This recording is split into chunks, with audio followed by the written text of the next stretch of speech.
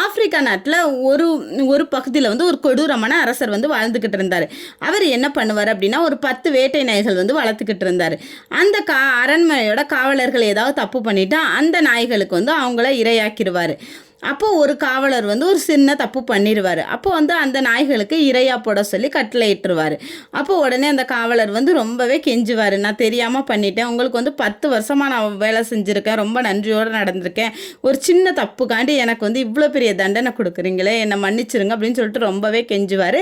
அதுக்கு அந்த அரசர் வந்து ஒத்துக்கிறவே மாட்டார். அப்போ கடைசி என்ன சொல்லுவார், ஒரே ஒரு 10 நாள் மட்டும் அவகாசம் கொடுங்க, அதுக்கப்புறம் எனக்கு வந்து இந்த தண்டனையை கொடுத்துருங்க அப்படின்னு சொல்லிட்டு கெஞ்ச உடனே சரி 10 நாள் வந்து உனக்கு அவகாசம் தரேன் அப்படின்னு சொல்லிட்டு விட்டுருவார்.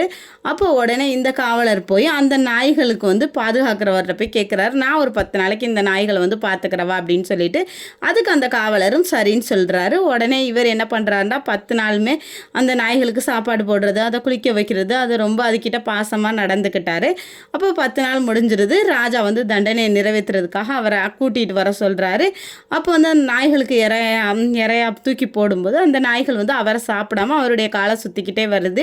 அப்போ வந்து ராஜாவுக்கு ஒன்றுமே புரியலை. நம்ம சொல்லி இந்த நாய் வந்து கேட்காம இருக்கேன்னு சொல்லிட்டு ரொம்பவே ஆச்சரியமாக பார்க்குறாரு.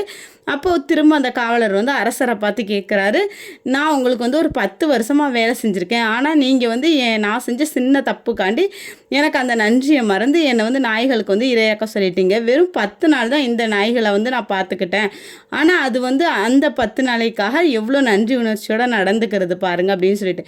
இதை கேட்ட உடனே ராஜா நம்ம செஞ்ச தப்பை உணர்ந்து ரொம்பவே வருத்தப்பட்டார்.